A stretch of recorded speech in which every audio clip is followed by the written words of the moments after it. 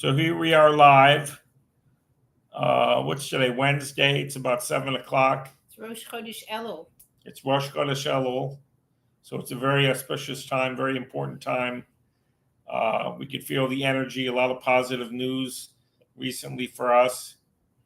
It's the third. Rosh Chodesh this year comes out on the third and the fourth day of the week. And that's very interesting because I just heard that every month represents a different tribe, a different shevet. And the third is Gimel and the fourth is Daled, which spells God, and it's the tribe of God. So there's some kind of real major alignment going on now this year.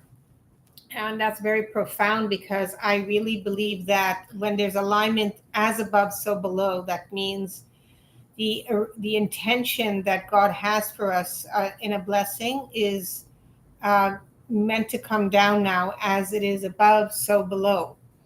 And although we have recently experienced some things in Israel that have some events in Israel that are very, very tragic and very, very heartfelt, and it was a very heavy day a few days ago. I felt that it's very important for us to have a important message about, how we choose to work with that information. I'm going to say, of course, there is no explanation when it comes to human suffering. However, we also understand our power of co-creating, and when we have something that's undesirable, how we have the opportunity to open it up and draw out the light from the deepest of darkness. So this, Elul is standing for, the reason I chose all of a sudden to look at my husband was because In our picture to our video, we're looking at each other. So Elul represents the acronym Ani L'Doidi V'Doidi Li, which means I am to my beloved as my beloved is to me. And that's a relationship between basically us and who we call God, or you and your higher self, or your body and your soul, your feminine, masculine, your many different parallel ideas of what this means. Generally, when we refer to God in the Torah, it's in masculine, and when we refer to the nation of Israel, it's referred to as being the Kala, the feminine energy. So when we say I am to my beloved as my beloved is to me, depending on how we choose to, depending on what seeds we choose to plant into the soil this month, in the field, is going to be the results of what actually is going to sprout on Yom Kippur and Rosh Hashanah. That's going to be that is per se the judgments that come through the year. So it's not per se this old thought that we have that God comes to judge us for our sins. No, it's more about God kind of watches to see what are you ready to receive.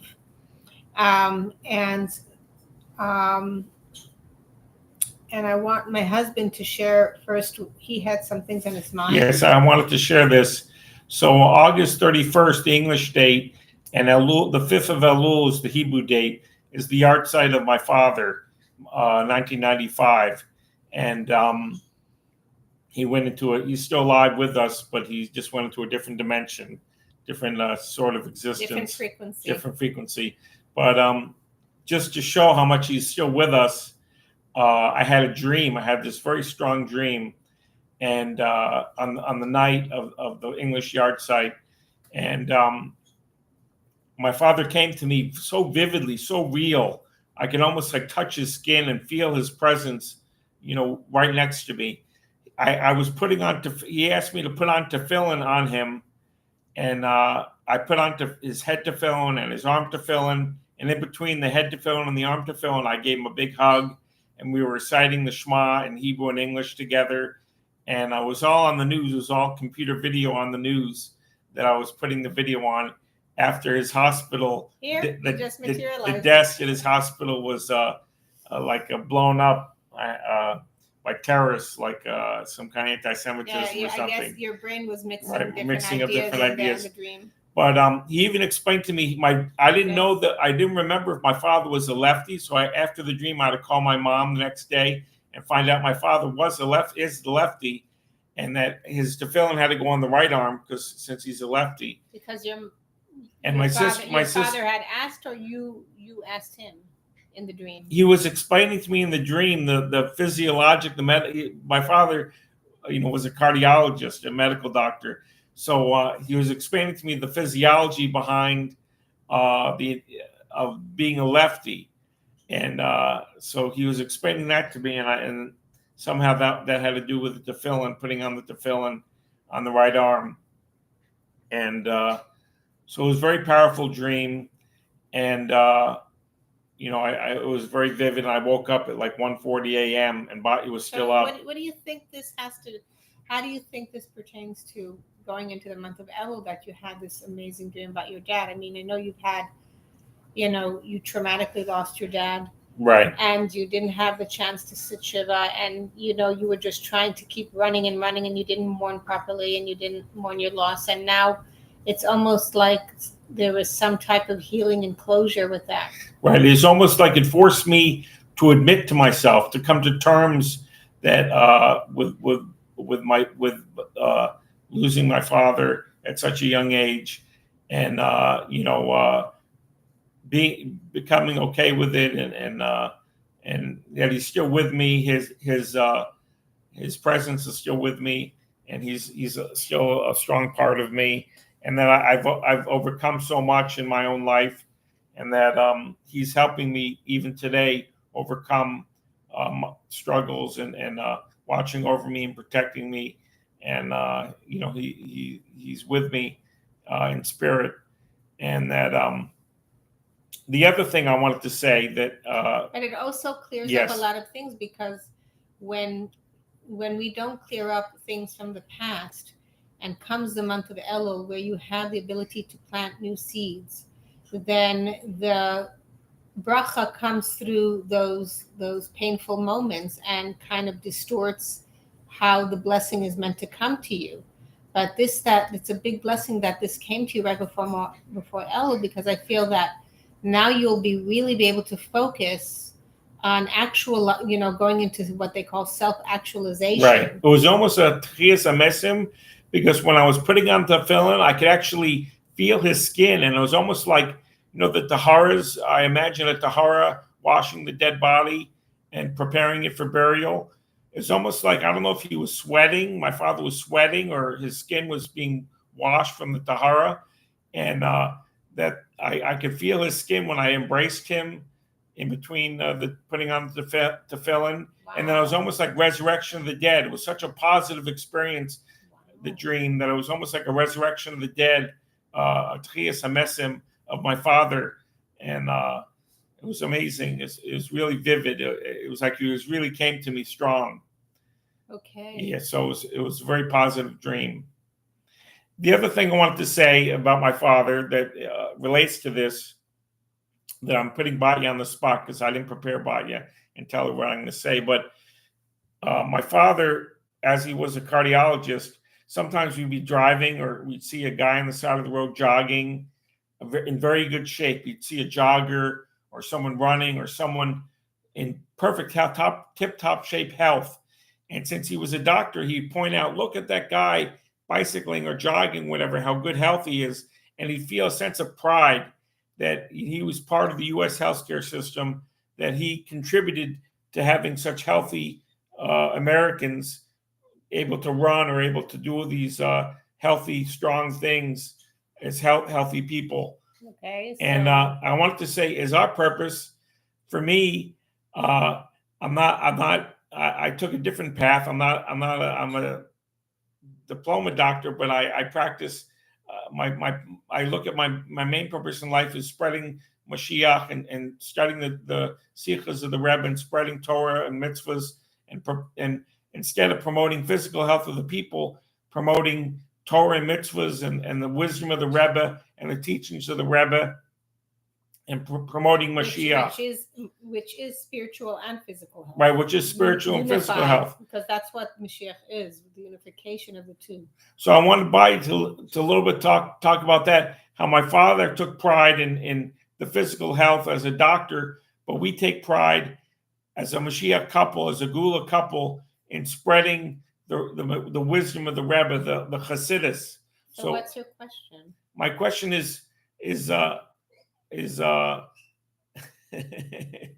my question is how you know, by what is our purpose or our mission in spreading the Mashiach, the Torah, the Rebbe?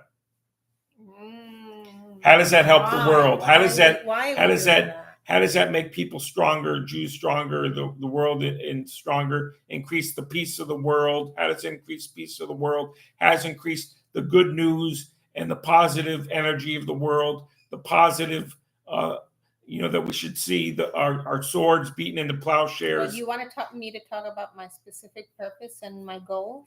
Yes. When you see a person benefiting from your shlichus, from your work, how does that make you feel, or how do you take pride in that? Well, first of all, I just feel like there's an exchange going on. It's not only me giving to someone, but I feel as I'm giving, I'm receiving. That something is being presented to me, and any person that comes in our midst is actually giving you something in exchange. That's first of all. But if you want to talk about my mission statement, let's say, so for many years, many years ago, I had, as a young child, was very, I was exposed to, vivid pictures of the Holocaust, and I was very traumatized, and as a young girl, and I had a very vivid prophetic dream, and that dream was about, I heard the words of the Rebbe as a 6-year-old in that dream of what he said 20 some odd years later. Which was, my child, have no fear. Everything I do for your sake. And the Rebbe continued, which I didn't hear in the dream, the time of redemption has arrived. I became very committed to when the Rebbe had said, I've done everything I can. All I could do is give the matter over to you to put the lights of Tohu into the Kalim of Tikkun. And I'm looking for a few stubborn people.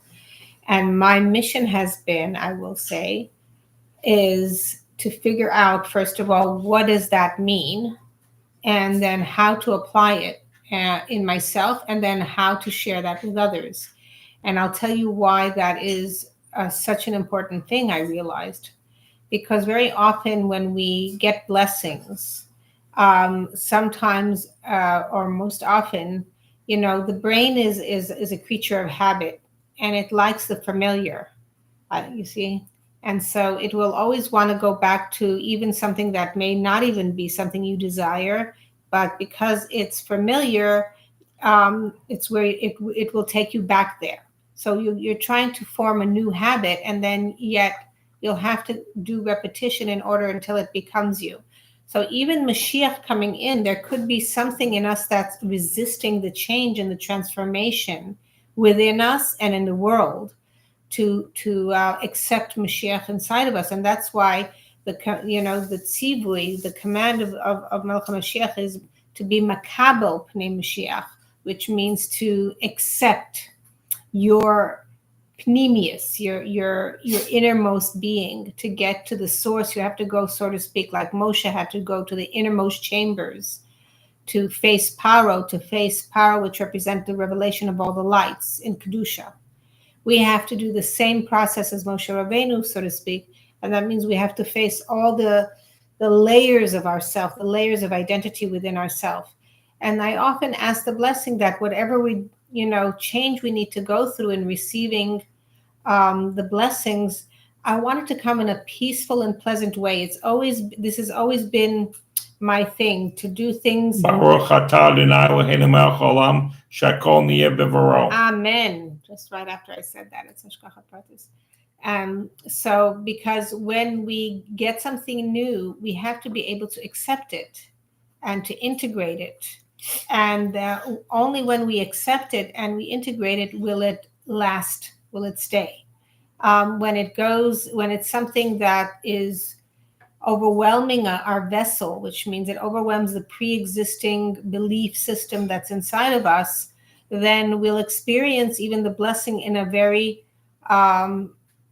uncomfortable, even painful manner. And so I understood that putting the lights of Toh into the Kelim of Tikkun is the lights of Toh are these very powerful, powerful, immense, infinite lights that come from the highest of worlds, the lights of Moshiach.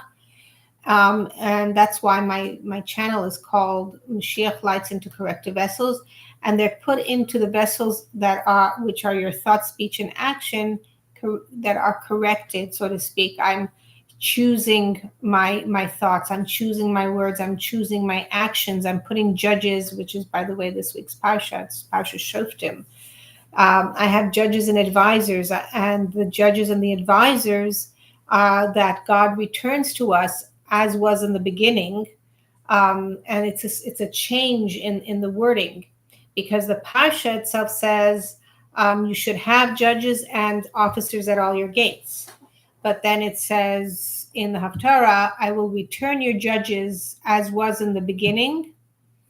Ashiva Shavtecha Kavrishona, Ve'yotzecha Kavatchala, which is also meaning, and your advisors as it was in the beginning. So officers are exchanged to becoming advisors, because it says that in the time of Mashiach. I know I'm boring you. I have that effect on people. I'm just taking in more oxygen. Okay, good. He worked all day. I'm messing with you. Because we want that in order to accept the message, it goes through our judges and our advisors. And I lost my train of thought. In any case, let's go jump into the month of Elul. Did I kind of answer the question? I want everything, like when people, like somebody was sharing with me, like they a lot of people experiment with recreational drugs.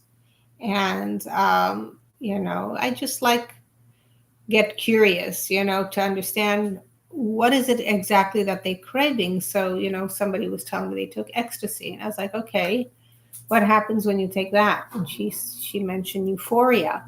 And I said, well, and I was like, wow, that sounds really amazing what you're describing. Because yeah, you just you feel so confident, you feel so this, you feel so that. And I'm like, okay, and what happens when it wears off? Well, 3 days you crash with depression. I'm like, no, thank you. Because that could, chemically, alter the brain chemistry to where the person may not be able to even get out of it. And then they end up on psychiatric meds. So a lot of the times, saying that as a psychiatric nurse that I worked many years in the field, I've seen that many times. So I was like, I feel that when we are able to face things consciously with our permission, so to speak, not something that's mind altering where we're kind of running ahead of God, running ahead of our higher self. Because our higher self brings everything that we're meant to experience. And it's all about timing. It's everything about timing. Because when it's in the right timing, then everything falls into place. And then it's an experience that could be absorbed and embedded into our DNA, and the transformation takes place over there because there's an understanding. So what does this mean that we don't need officers and we have advisors instead in the times of Moshiach? Well, when we don't understand something and it goes over our head and there's a feeling of separation, we need the officers to instill the law. The judges make the law and the officers instill the law. In the time of Mashiach, when we have a raise in our vibration frequency and there's an altered state of consciousness going into the oneness awareness, then there's an awareness of understanding the mitzvah on a much higher level. I'll give you an example. And there Therefore, I don't need anybody to stand over me with a stick and tell me do the mitzvah. I am doing that for my own will. And therefore, my will that I'm in a physical body is matching the supernal will of my higher self. And as above, so below, nachamu, nachamu. That's geula that lasts. When there's a difference and I'm running ahead and I'm kind of like either going backwards or running ahead of God, and there's not a matching in the will, that there's a dissonance, there's not an alignment, a cognitive dissonance, there's not mind heart coherence.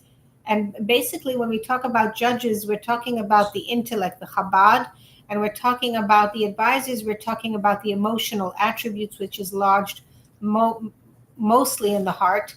And when there is mind heart coherence, it says when you want to move the mountain, you're going to move the mountain, because there is no interruption, there's no static, there's no noise that is created that, I want to do this, and you don't have the fear that comes in and says, I'm not sure I could do it. Well, how will I do it?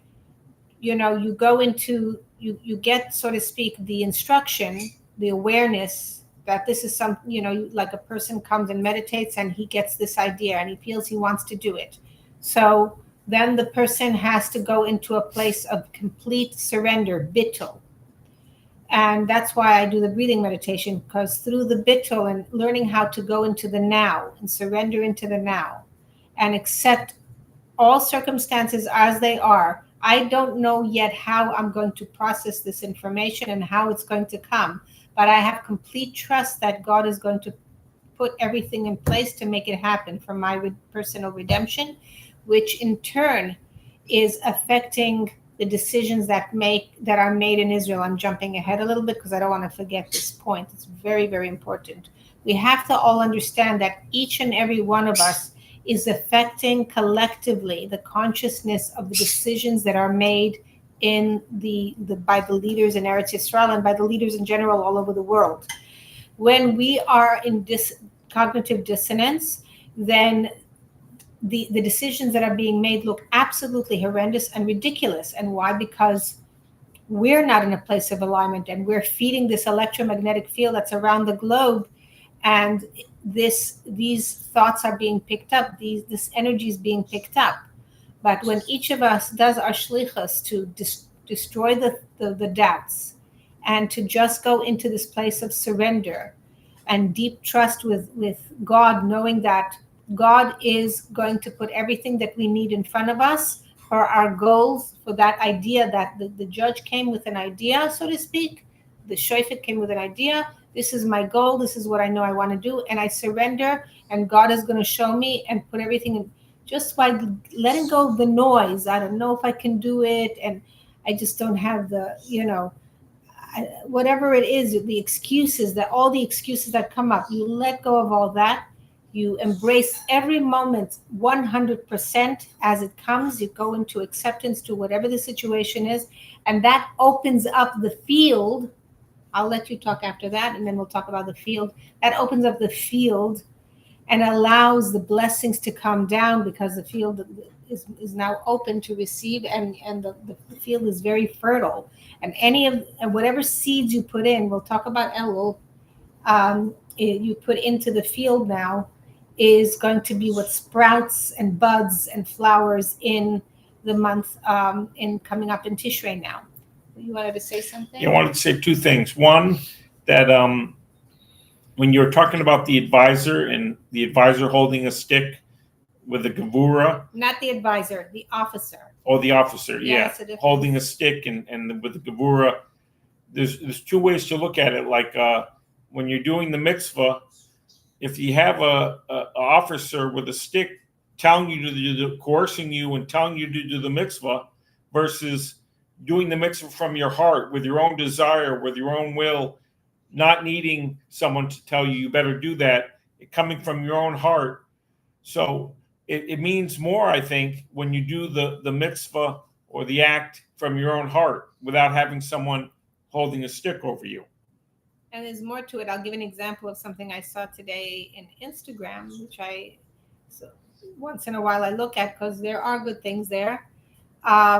there was this Asian person who was explaining that when you wake up in the morning, you get a fresh cup of water, clean water, and he says you bless the water. You bless the water with intention, and then he says the water will take on any shape, any vibration frequency that you put into it, and then you command that water to, it goes into your body to go to a specific organ or to whatever you need healing in or whatever it is.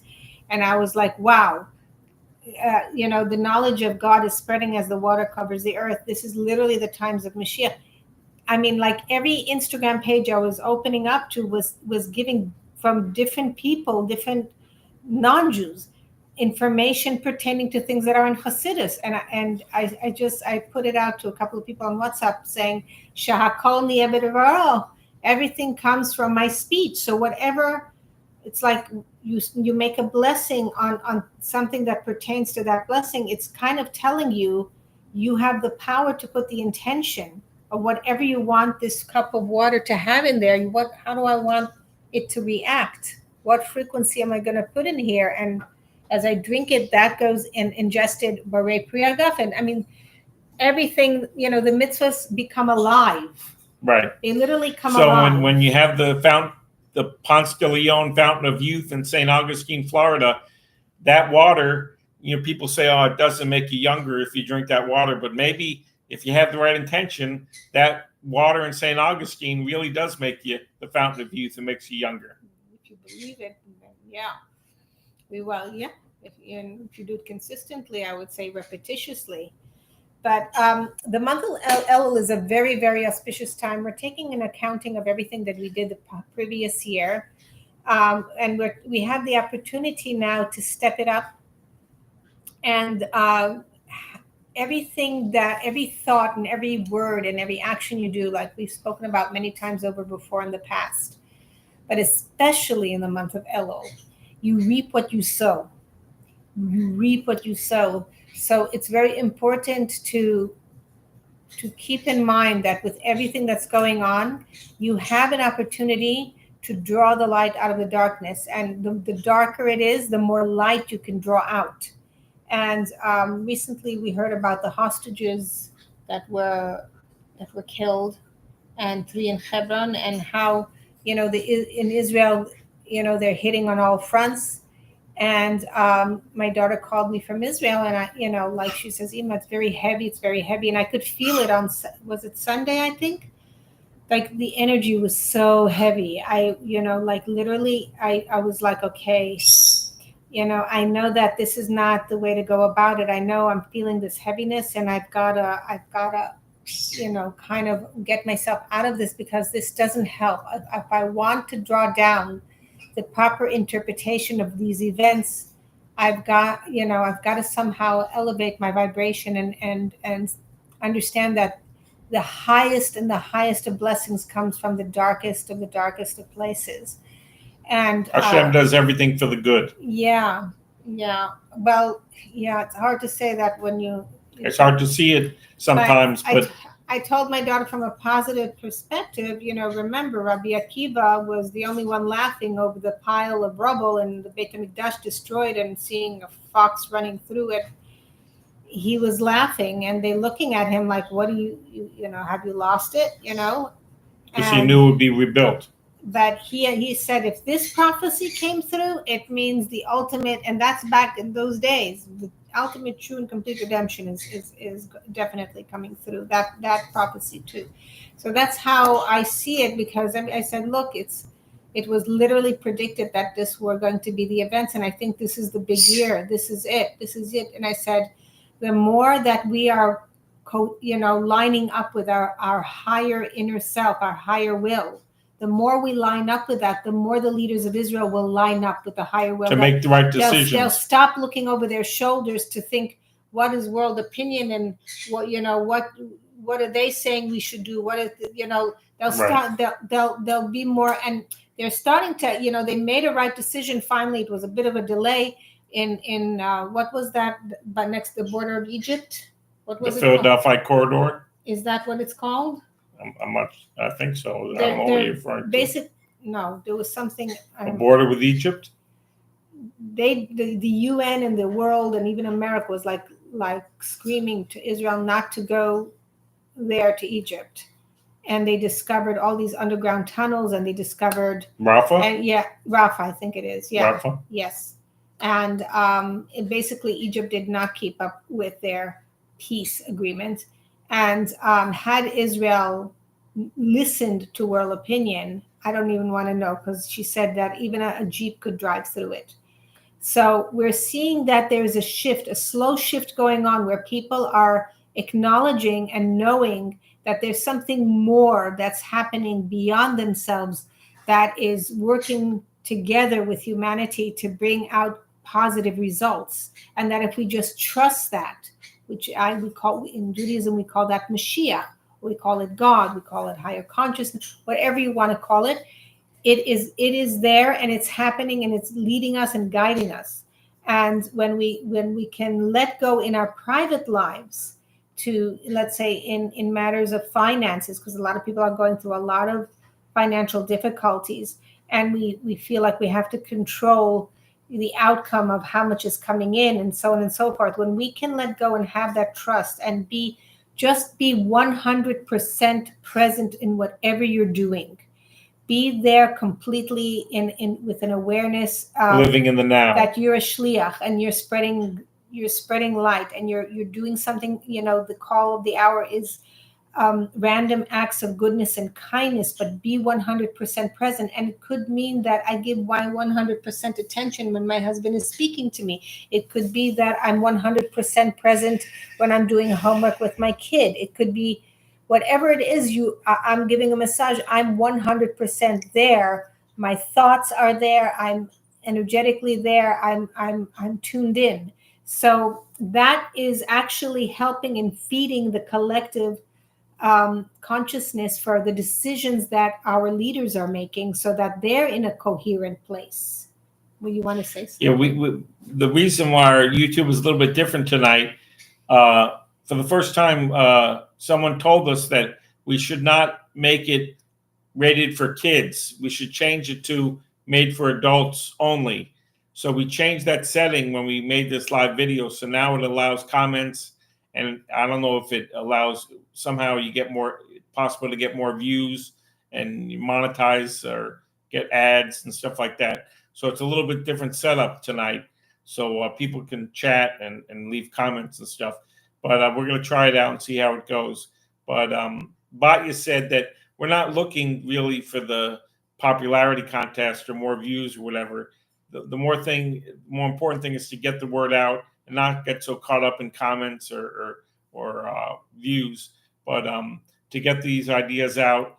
And so the only reason I really I accepted to do this was because I understood that getting feedback from people, I may get feedback that's very valuable that I could share with you guys. And that's the only reason, that we can enhance it somehow. So right, so we're trying something different for the first time. We were told we were doing the wrong thing by making it for kids, because it limits things on YouTube. So we're novices at this YouTube game. So it's very important to plant the seeds of saying Moshiach is here. That's why I said the name of the title of this video is called Moshiach is Here, because when you speak of things in the present, then you co-create it into the present. And that power has been given back to us. When I say given back to us, it means we forgot that we had it. We always had it, but we forgot we had it. And as it says, Hashiva shoftecha keberishona v'yoatzecha kevatchala, I'm going to return your judges as was in the beginning and your advisors as was in the beginning, meaning you won't look at the higher will as something that's being imposed upon you, but rather as a good advice that makes sense and resonates with you. And that causes the coherence. And then, as they say, if you ask the mountain to move, the mountain will move. I think I covered everything that I wanted to say. In the outline, you finished everything in the outline here? Yeah. The bullet points? And I did say half hour, and it's a bit over half hour. Okay, and we made plans to enjoy the rest of our evening. This is still early. It's good to take half hour of exercise every day. So we're going to take half hour walk on the beach. Yes. Right? Yes. Even though it's dark. Even though it's a little bit dark, we're going to enjoy ourselves. Anyways, should we end with a little song or something? Or a little bit of happiness? Happiness. What can we do for happiness? No, we recently Joy. had a friend. Simcha paretz gever. Geder. Joy breaks all boundaries. Not giver. Geder. Boundaries. Simcha paretz geder. Joy breaks all boundaries. Joy breaks all boundaries. Yes. So we're going to break the boundaries of the judgment we have on what happened on Sunday by being joyful and having bitachon, having absolute certainty that something amazing, incredible, miraculous is coming through now, and just allow it to be by being in a place of acceptance. Don't get overexcited. That also can block it. Just be in a place of stillness and acceptance and gratitude. This is a very powerful month. Remember, Elul is the most powerful month. So yes, whatever. So every day of this month count 100%. The rest of the year is going to reflect what seeds you put into the soil now. Right. So I once put the seeds of had a friend of mine once said that Shabbat. She describes Shabbat as like a Jewish star. The Jewish star has 6 points. 6 points. Nearly. So that's the 6 days of the week going out. And the center of the Jewish star is Shabbat. So the stronger you have the center and you keep the center of Shabbat, and the stronger your center of Shabbat is, the stronger those 6 days of the week going out will be the following week. So just like the center of the Shabbat goes out to the 6 days of the week, and it'll be a wonderful week. Also, Elul, the strength and the kavanah and the purity that you put into the month of Elul will shine out to the rest of the year. So be just like the 6 days of the week is Shabbat, the whole year, the 300. And Shabbat means to be, it's not just Shabbat in itself, but it represents a state of acceptance, stillness, allowing Hashem to give us, allowing. Say, may our light shine bright. May the love and the happiness and the joy that we have in this moment shine out for the rest of the year. Don't worry about a thing, 'cause every little thing gonna be all right. Don't worry about a thing, 'cause every little thing gonna be all right. That's all I know. Rise up this morning, sure as the rising sun. 3 little birds are by my doorstep, singing sweet song, a melody sure as gold. This is my message to you. Don't worry about a thing, 'cause every little thing gonna be all right. Don't worry about a thing, 'cause every little thing gonna be all right. Bum, bum. Okay. That's good enough for today. Shalom. Shalom Aleichem. Yechia Melech. Yechia Melech, Yechia Malka.